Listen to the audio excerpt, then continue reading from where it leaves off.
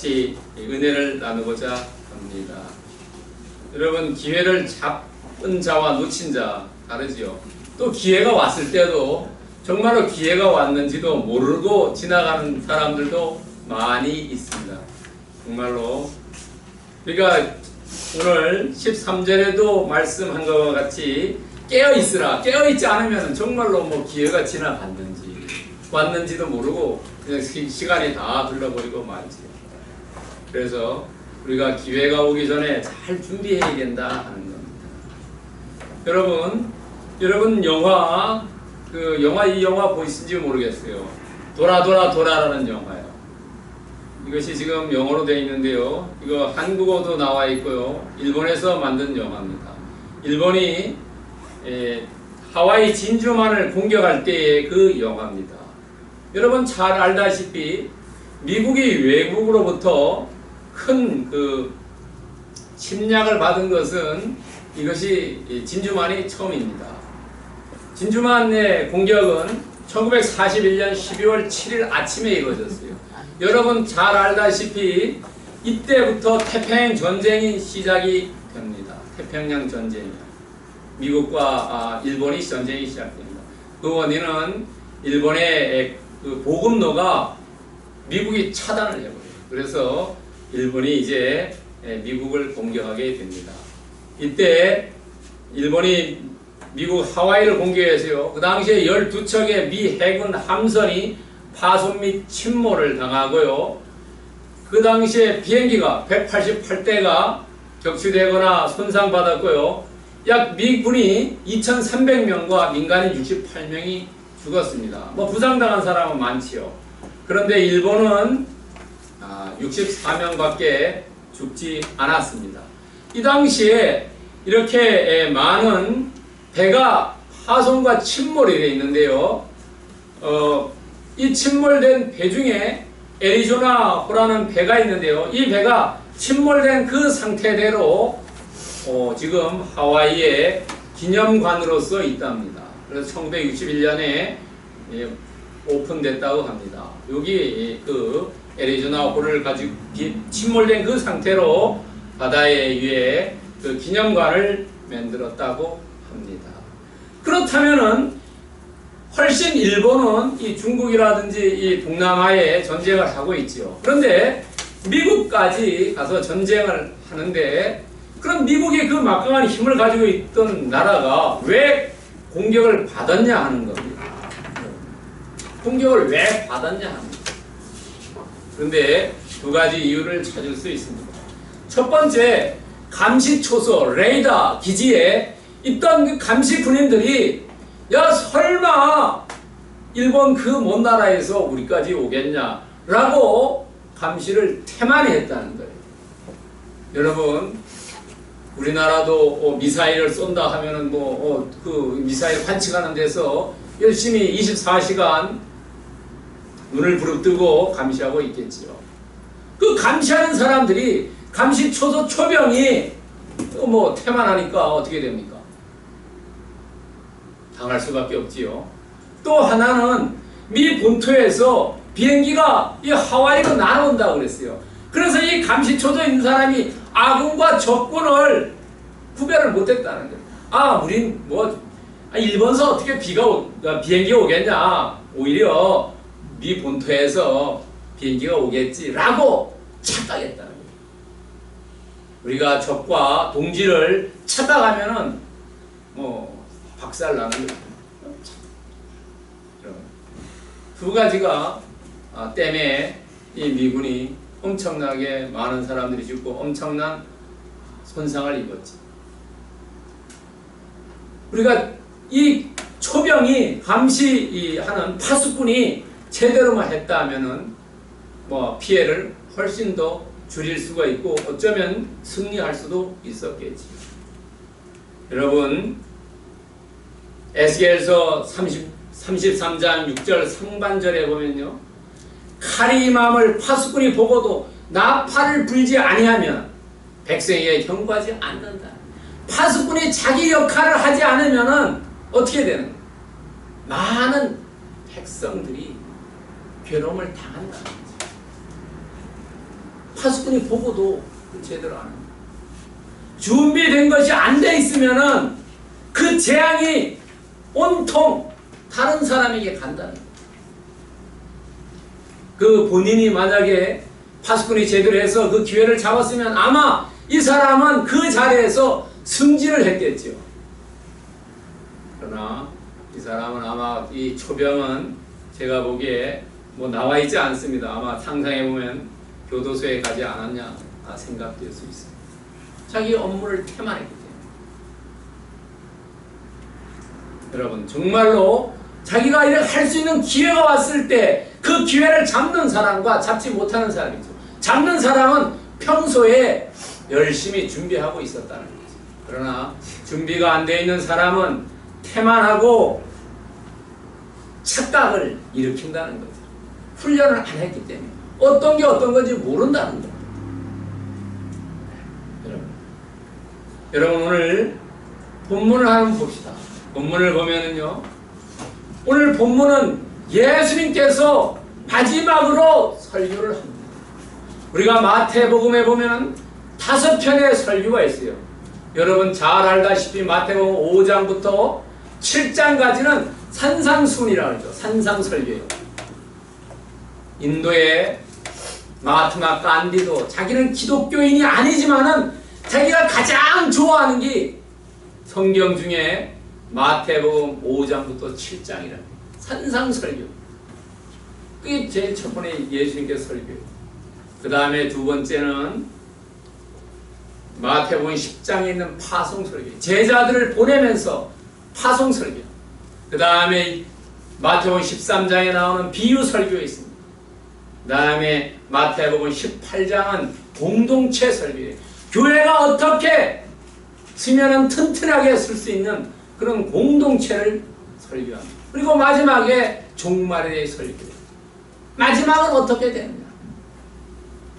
그럼 이 설교를 했는데 이 설교는 마태복음에만 나온다는 거죠. 다른 복음서에는 나오지 않아요. 그리고 또 하나 중요한 것은 이 오늘 두 부류가 나눠지는데 이 두 부류를 미련한 사람과 슬기로운 사람으로 평가하는데 그 평가를 누가 하냐면 바로 마태복음을 쓴 마태가 평가했다는 거예요. 보통은 예수님과 하나님이 평가하는데 이 마태가 보더라도 정말로 자신이 평가할 수 있었다는 거죠. 여러분 그럼 이 설교는 어디서 주어졌냐면 감람산에서 주어졌어요. 감람산에서 예수님께서 설교하셨어요. 언제 했냐면 예수님께서 마지막에 예루살렘 왔을 때 마지막 주일 화요일날 오후에 감람산에서 설교하십니다. 오전에선 성전에 가서 설교하셨어요. 가르쳤어요. 일반 백성들을. 그리고 오후에 감람산에서 설교하셨어요. 왜 설교했냐면 마태복음 23장 3절에 대한 질문에 대해서 대답을 합니다. 마태복음 24장 3절에 어떤 내용이 나오냐면 종말은 언제고 징조가 어땠냐고 묻습니다. 종말이 왔을 때 여러분 궁금하지 않습니까? 정말로 이 땅이 마지막에 종말이 왔을 때 어떤 징조가 있고 그 끝은 언제냐. 여러분 사람들은 눈에서 잘 모른다 그러죠. 동물들은 지진이 나면 다 안다 그러죠. 다 피하러 간다 그러지 않습니까? 물었어요. 그래서 그거에 대한 대답으로 예수님께서 말씀해 주시죠. 그럼 누구에게 그 말씀을 하셨냐, 설교를 하셨냐면 제자들에게 했다는 거예요. 일반 백성들에게 하지 않은 거예요. 감람산에서 제자들에게 했다는 거예요. 어떻게? 말씀으로. 그런데 오늘 본문에 이 말씀을 했는데 예수님께서는 직접적으로 말씀하지 않고 비유법을 통해서 말씀하셨다는 비유로. 비유로 어떤 비유로 말씀하셨냐면 결혼식을 비유로 말씀하셨다. 이 이스라엘의 유대인들은 결혼식을 저녁에 해요. 왜 저녁에 하냐면 여러분 창세기 1장에 나오죠. 저녁이 시작이고 아침 저녁부터 아침에 이제 날이 마치는 거죠. 그리고 저녁에 시작되기 시작. 그래서 결혼도 새로운 인생을 시작하기 때문에 저녁에 한다는 거죠. 시간이 시작이. 우리나라는 결혼식은 되게 11시에 하죠. 왜냐하면 뭐 아무 의미 없죠. 그냥 하객들 와서 점심 먹고 가라는 거 위해서 11시에 하는 거예요. 특별한 의미가 없어요. 근데 유대인들은 인생의 시작이기 때문에 시작의 시간에 맞춰서 하잖아요. 그 다음에 또 하나는 그 나라는 낮에는 너무 덥다는 거예요. 뭐 어떻게 움직여 이런 게 어려우니까 저녁에. 그래서 우리나라도 봄, 가을을 많이 하죠. 현서하는데. 옛날에 제주도는 결혼식을 겨울에 했어요. 음식 때문에. 옛날에 냉장고가 발달되지 않았기 때문에 겨울에, 제주도는 춥기 때문에. 그래서 겨울에 많아요. 근데 요즘은 겨울에 하는 사람들이 별로 없습니다.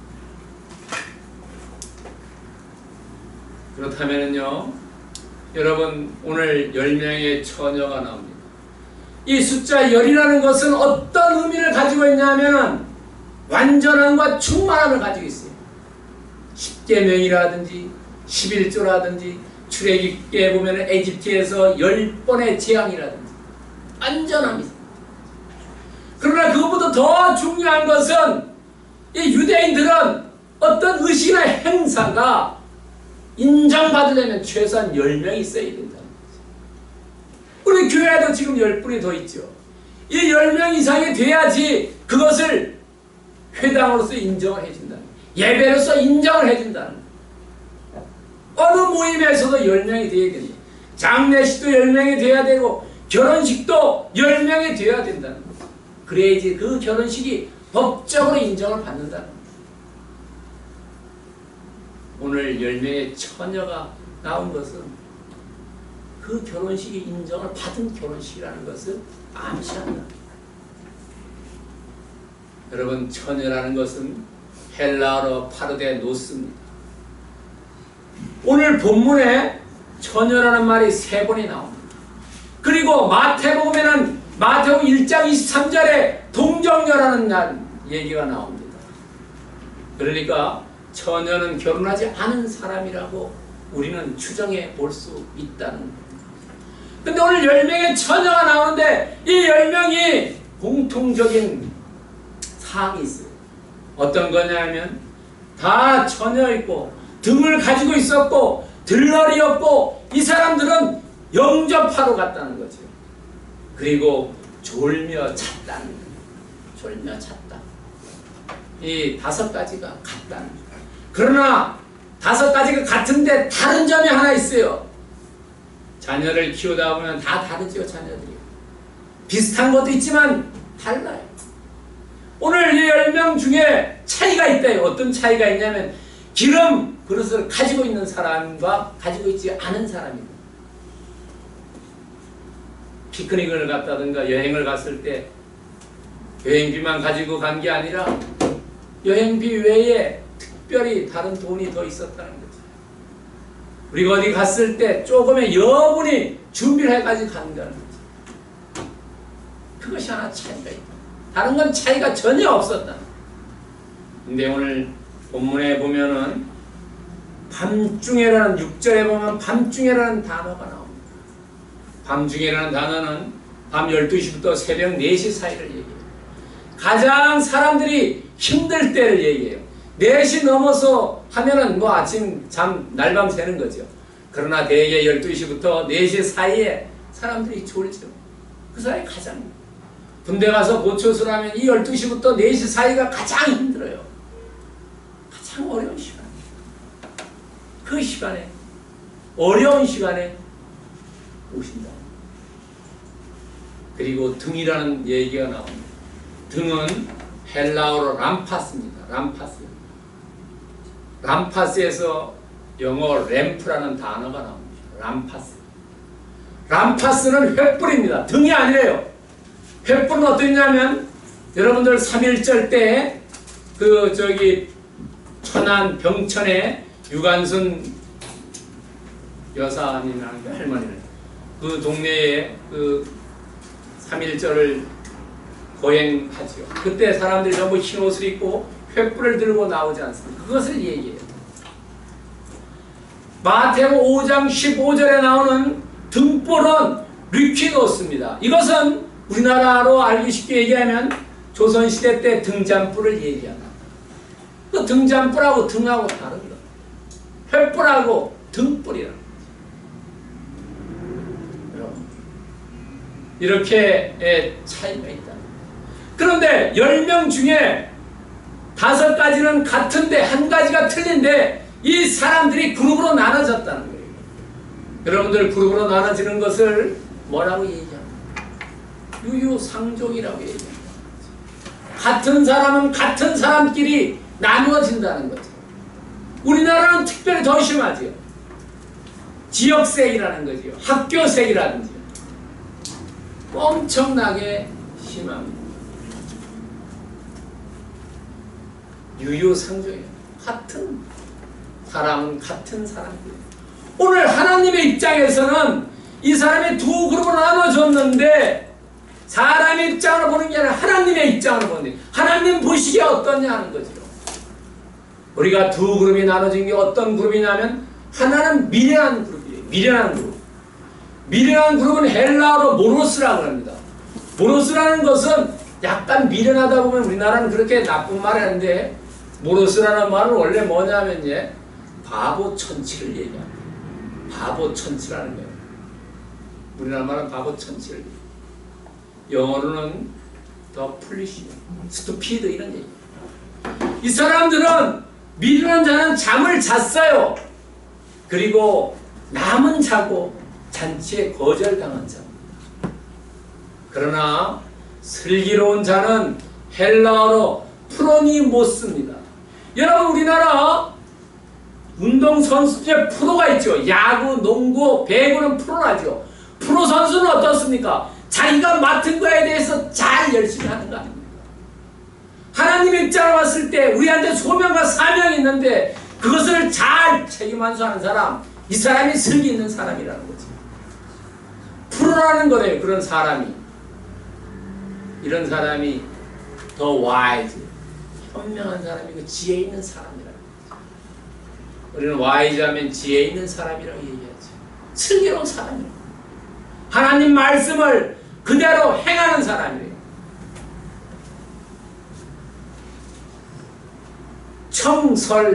청설지행이래요. 하나님의 말씀을 듣고 행하는 사람. 그런데 미련한 사람은 청설불행이래요. 말씀을 듣고 행하지 않는 사람이에요. 그것이 차이라는 거예요. 청설지행인지 청설불행인지 이 사람에 따라서 미련한 자가 되는지 아니면 슬기로운 자. 여러분 운동선수도 프로와 아마추어가 있죠. 프로가 되어야 됩니다. 말씀을 지키는데도 우리가 프로가 되어야 된다는 거죠. 청설지행을 청 듣고 말씀을 듣고 지행 행하는 거라는 거예요. 말씀을 듣고 불행 행하지 않는 사람은 미련한 사람. 오늘 두 그룹으로 나눠졌어요. 10명이 정말로 슬기로운 사람과 미련한 사람으로 나눠졌다. 이 사람 5명이 자기네끼리 다닌다. 우리는 세상에 나가서 크리스찬으로 나눠져 있죠. 두 번째는 뭐냐면 이 두 그룹이 나누어져 있는데 이 사람들이 차이점이 뭐냐 하는 거예요. 나눠진 사람. 이 사람들 중에 나눠졌는데 나눠진 슬기로운 사람은 기회를 잡았다는 거죠. 그러나 미련한 사람은 기회를 놓쳤어요. 기회가 왔는지도 몰라요. 그리고 잔치에 거절당하지. 슬기로운 사람은 그 혼인잔치에 들어갔어요. 그런데 이 두 사람의 그러니까 기회를 잡고 참여한 사람이 돼야 되지 않겠습니까? 우리가 이 땅에서 예수님을 섬기다가 하늘나라 갔을 때 예수님께서 나 너 모른다라고 하면 어떻게 되겠습니까? 그것처럼 슬픈 일이 없겠지. 오늘 이 두 그룹 기회를 잡은 자와 놓친 자, 참여한 자와 거절당한 자의 차이점이 있다는 거예요. 차이점이 뭐냐면 첫 번째 5절을 보시면은 신랑이 더디움으로 다 졸며 잘세라고 했어요. 존 사람은 누가 졸았어요? 슬기로운 사람은 졸기만 했어요. 잔 사람은 어리석은 미련한 사람인 거죠. 잠자는 거하고 조는 거 틀리죠. 여러분들 자녀를 양육할 때 엄마들은 깊은 잠에 못 자지 않죠. 아이가 있기 때문에, 아이가 언제 깰지 모르기 때문에 선잠 잔다고 그러죠. 바로 왜냐하면 준비를 하기 때문에 그렇다는 거예요. 아이가 울면 얼른 우유를 먹여야 되고 얼른 뭐 기저귀를 갈아줘야 돼요. 그게 슬기로운 엄마지요. 그러나 냅다 자고 아이를 자다가 죽이는 수도 있지. 미련한 엄마 아니겠어요. 준비성의 차이는 첫 번째 뭐냐면 신뢰성의 부족이라는 거죠. 예수님께서 다시 온다는 걸 믿지 않는 사람, 하나님이 예수님을 재림시켜 주신다는 그 사실을 믿지 않는 사람, 오긴 오는데 더디 온다고 하는 거, 야 이거 뭐 안 오겠지 라고 생각하는 거. 신뢰하는 거. 첫 번째가 뭐냐면 신뢰하는 거. 신뢰성이 있느냐 부족하냐의 차이라는 거죠. 학생도 선생을 신뢰하느냐 신뢰하지 못하느냐에 따라 다르다는 거죠. 100% 신뢰하는, 부부지간에도 부모지간에도 스승과 제자 사이도 신뢰가 먼저죠. 신뢰하지 않으면 이야기를 듣지 않는다는 거예요. 두 번째는 희미한 목적이래요. 이 사람들의 목적은 영접하는 겁니다. 1절에 영접하기 위해서 나가는, 신랑을 영접하기 위해서. 그러나 목적이 희미한 사람은 어떻게 돼요? 잘 안 한다는 거죠. 목적이 분명한 사람은 자기 온 힘과 열을 다해서 한다는 거죠. 목적이 희미한 사람과 목적이 뚜렷한 사람은 분명히 다르다는 거예요. 1절에 이 사람들은 등을 맞으러 갔다는 거예요. 분명하지 않은 사람이 이 사람. 세 번째는 뭐냐면 경험이 우선이라는 거예요. 우리가 어떤 일을 준비할 때 하나님의 말씀보다가 자기의 경험이 먼저 갈 때가 있다는 거죠. 여러분, 이 사람들은 등을 가지려는데 아마 결혼식에 들러리로 가가지고 한 번 가지 않았겠죠. 몇 번의 경험이 있겠죠. 아 그러니까 이번에도 뭐 무겁게 그 등을 모아도 기름을 가져갔냐 이렇게 생각해요. 그러나 그 경험보다가 하나님의 말씀이 우선이에요. 준비해 가지고 와야 된다. 네 번째는 뭐냐면 물질에 인색했다는 거예요. 이 사람이 이 5명의 미련한 사람이 돈이 없었는 게 아니래요. 여러분 10절에 보시면은 그 기름을 사러 가요. 야 우리가 나눠줄 수 없으니까 너네 가서 사와라. 이럴 때 이 사람들이 사러 돈을 가지고 갔다는 거죠. 아마 돈을 받아가지고 부모한테 간다고 해서 돈 받아가지고 꼽을 쳐놨다가 사지 않았겠지. 그렇겠습니다. 학생들은 책 사라고 부모한테 달라 그래가지고 책 사자고 대학생으로 술 마시러 가는 학생들이 많지요. 꼽을 쳐놨다는 거예요. 목적이 다른 데 있었다. 다섯 번째 마지막으로 나태와 게으름이라는 거죠. 8번. 나눠달라. 다른 사람에게 부탁하면 될 거죠. 자기 게을렀다는 거예요. 나태함이라는 거죠. 가난은 뭡니까? 나라 임금도 어떻게 할 수가 없다는 거지. 우리 현재 보면요, 우리나라는 누구든지 열심히 조금만 일하면 먹고 사는 데 문제가 없다는 거죠. 그러나 노숙자들이 생기는 것은 그 사람들이 일을 안 하기 때문에 그런 거죠. 나태와 게으름이. 한번 게으름이나 나태에 빠지면은 거기로부터 헤어나기 어렵다는 거예요.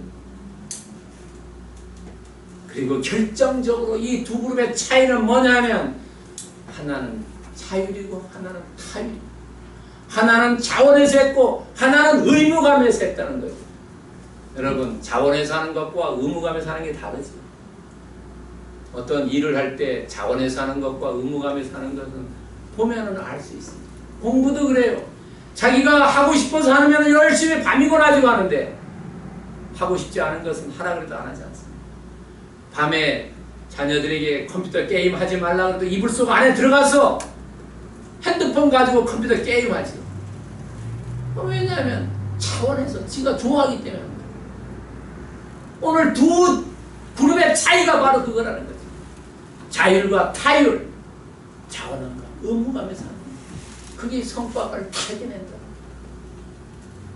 우리도 예수 그리스도를 믿는 이 믿음이 타율이라든지 의무감에 사는 게 아니라 정말 우리가 예수 그리스도를 믿는 것도 자율과 자원함으로 해야지 하늘나라 가서 내가 너를 안다라고 얘기하지. 너는 타율과 의무감을 하면 하늘나라 갔을 때 예수 그리스도께서 야 넌 나 모른다. 너는 너가 자원하지 않고 타율적으로 억질로 부모의 손에 잡혀서 아내의 손, 남편의 손에 잡혀서 너가 하지 않았냐. 나는 너에게 빵점밖에 못 주겠다. 우리에게 시사하는 말입니다. 세 번째는 그렇다면 우리는 이 땅에 살면서 어떻게 기회를 잡아야 되느냐 하는 거예요. 기회를 잡아서 승리하고 잔치에 참여해야 되지 않아야 있습니다. 첫 번째 뭐냐 하면 5가지 라면인데요. 뭐하지 행하지 않았더라면, 내가 뭘 하지 않았더라면 이래. 여러분 보세요. 내가 투자를 하지 않았다라면 요즘 2억을 투자해가지고 뭐 190만 원밖에 원금 못 받는다고 신문에 나온 게 있어요. 내가 그거 투자하지 않았더라면, 내가 뭐 하지 않았더라면 이럴 때가 후회가 있죠. 통안이 있죠. 내가 사이비에 빠지지 않았더라면, 내가 이달에 빠지지 않았다면 가산탕진 안 했을 텐데. 두 번째는 살폈더라면, 내가 내 자신의 건강을 조금 더 살폈더라면, 내가 이웃들을 좀 더 살폈더라면, 친인척들을 살폈더라면, 자식들을 잘 살폈더라면, 세 번째라면 지켰더라면, 내가 자동차 운전하면서 노란불일 때 지나가지 않았더라면 걸리지 않았을 텐데, 주차를 제대로 법규를 지켰더라면, 법을 지켰더라면 내가 교도소 가지 않았을 텐데. 네 번째는 행했더라면, 내가 고등학교 때 공부를 열심히 했더라면 더 좋은 학교를 갔을 텐데, 내가 훈련을 더 잘 받았더라면 군대 가서 1등 사수가 됐을 텐데, 내가 운동을 더 열심히 준비했더라면 내가 상을, 메달을 땄을 텐데. 나 후회된다. 제대로 하지 않았다. 마지막으로는 내가 보냈더라면, 내가 자녀들과 좋은 시간을 보냈더라면, 내가 정말로 여행을 많이 다니고 이랬으면 그런 시간을 보냈더라면, 나이 들어서 보니까 가족들은 다 떠나고 홀로 남았더라는 거지. 여러분, 이것이 우리 인간관계도 얘기되지만은 하나님과 우리의 관계도 얘기된다는 거지. 나이가 들어가지고 정말로 움직이지도 못하고 성경도 못 읽고 기도가 안 될 때, 내가 젊었을 때 했어야 되는데라고 후회하는 사람이 얼마나 많습니다. 그런 사람들은 기회가 왔을 때도 기회가 왔는지도 모른다는 거죠. 후회와 통안이 밀려왔을 때 얼마나 가슴을 치고 눈물을 흘리겠습니까? 우리는 이러면 안 된다는 거죠. 오늘 여러분이나 저나 우리는 후회와 통안을 방지하자는 거지. 지금은 그렇다 하더라도 지금부터는 우리는 인생을 준비해야 되고 내 생을 준비해야 되니까 하나님 나라 갔을 때의 삶을 준비해야 된다. 시편 119편 105절에 우리가 잘 아는 말씀이지요. 주의 말씀은 내 발의 등이요 내 길의 빛이다 하는 거예요. 우리는 이 땅에서 하나님 말씀대로 쫓아가고 말씀대로 행하고 말씀을 따라가는 제자의 삶을 살아야 된다는 거지. 우리는 오직 말씀이라는 거지. 오늘 본문을 통한 영적인 교훈은 뭐냐? 빌릴 수 없는 무언가가 있다는 거예요. 오늘 어리석은 미련한 처녀들은 기름을 빌리려 갔지요. 못 빌리지 않습니다. 야, 너 살아야 되잖아요. 인색한 게 아니래요. 그 슬기로운 사람이. 우리는 인생에서 빌려줄 수 없는 게 있다는 거예요. 여러분 시험 보러 갔을 때 누가 시험을 봅니까? 다른 사람이 봐줄 수 없지 않습니까? 우리가 인격도 그렇죠. 내 인격을 다른 사람한테 빌려올 수가 없지요. 신앙을 빌려올 수가 없지요. 우리가 빌려줄 수 없는 것이 있다는 겁니다. 그런데 이 5 처녀는 그것을 몰랐다. 빌릴 수 있다고 생각합니다. 빌릴 수가 없는 게 있다. 또 하나는 모든 것은 때가 있다는 겁니다. 전도서에도 나옵니다. 뿌릴 때와 거둘 때와 심을 때와 모든 때가 있다는 거죠. 오늘 보세요. 신랑하고 들러리 5 처녀는 가버렸는데 이 5 사람 기름 사가지고 와서 가서 문 두드리니까 뭐 끝났다는 거야. 나 너 모른다라고 그러지 않습니까? 모든 것은 때가 있다. 우리는 삶을 살면서 이 미련한 5 처녀처럼 외식이라든지 형식이라든지 외형주의에 빠지지 말자는 거예요. 그 사람들은 자기 가져가면서 야 이 기름쯤에 하나 더 가져가면 귀찮잖아요. 그냥 하나만 가져가고 야 돈은 꼬불쳐 넣고 그냥 가가지고 어땠습니까? 그냥 대충 해고 의무감에서 왔으니까 그냥 가서 놀다가 오면 되겠다. 인생도 그렇다. 우리가 예배 나올 때도 정말로 마음속 깊이 진심을 다해서 해야 된다. 형식적이나 외식주의나 외형주의에 빠져가지고 하면 안 된다. 다른 사람이 나가기 때문에 다른 사람 눈 때문에 한다는 건 안 된다는 거죠. 정말 우리 마태복음 27장 21절에서 말씀하는 것처럼 나더러 주여 주여 하는 자마다 천국에 들어갈 것이 아니요 다만 하늘에 계신 내 아버지의 뜻대로 행하는 자만 들어가야 된다. 그러니까 우리는 정말로 빌릴 수 없는 무언가 있고 모든 것이 때가 있는데 이것을 우리는 외식주의, 형식주의, 체면 이런 거에 덜거적대지 말고 온전히 하나님 말씀대로만 해가자는 거죠. 그것이 우리가 준비하는 삶이고 그것이 기회를 잡는 삶이고 천국 잔치에 들어갈 수 있는 삶이라는 거죠. 하나님 뜻대로 행하는 것. 그것이 제자로서의 합당한 삶입니다. 여러분 그렇다면 우리는 이것을 어떻게 삶에 적용해야 될 거냐 하는 겁니다. 첫 번째는 지속성이라는 거죠. 예수님이 2000년 전에 오신다고 말씀하셨는데 지금 2000년이 지났어요. 그런데 아직 오시지 않았어요. 그러나 야 이제 안 오는 거 아니냐? 뭐 2000년에 지난 그런 게 아니라는 거죠. 우리가 늘 깨어서 지속성 가지고 초질관의 자세로 그것을 꼭 유지해야 된다는 거죠. 여러분 에베소 교회가 책망받죠. 너희들이 첫사랑을 버렸다는 거 아닙니까? 우리가 결혼할 때 어땠습니까? 정말로 눈에 콩깍지가 껴가지고 사랑한다고 했는데 시간이 지나면서 사랑이 변해.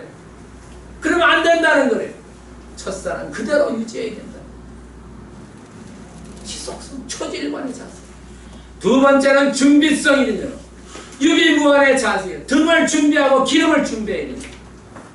시험을 보는 사람이 떨어진 사람이 왜 떨어집니까? 준비가 제대로 안 됐기 때문에 떨어진다는 거예요. 열심히 준비한 사람은 반드시 합격하게 돼 있어요. 자기는 준비한다고 하는데 공부한다고 하면은 책상에 앉아서 공부하는 게 아니라 책상 정리만한다는 거죠.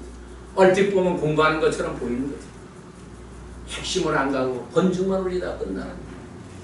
우리는 준비해야 되죠. 이율곡이가 10만 양병설을 했을 때 그 준비했으면 임진왜란을 막을 수 있었을 텐데 선조가 그 얘기 듣지 않았기 때문에 임진왜란에 어려운 7년 전쟁을 당하고 말았지 않습니까? 우리도 이 땅에 살면서 정말로 준비 잘해야 된다는 거죠. 그래야지 예수님 곁으로 우리가 갈 수 있다는 거죠. 세 번째는 시성이에요. 시기 적절한 정말로 그 딱 맞는 시간에 해야 되죠. 어떤 것도 정말로 돈을 잘 벌고 성공하고 이런 사람들 보면 딱 그 시대에 필요한 것들을 했기 때문에 그렇다는 거죠. 말 한마디도 천냥빚을 갚는다는 것은 그 시기, 그 적절한 시점에 이야기를 해야 되지 지나간 다음에 얘기하면 꽝이라는 거죠.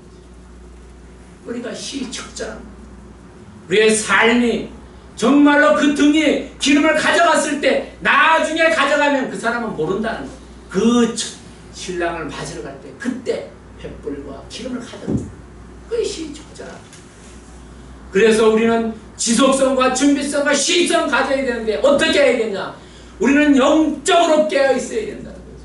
마태복음 25장 15절에 영적으로 깨어 있어라.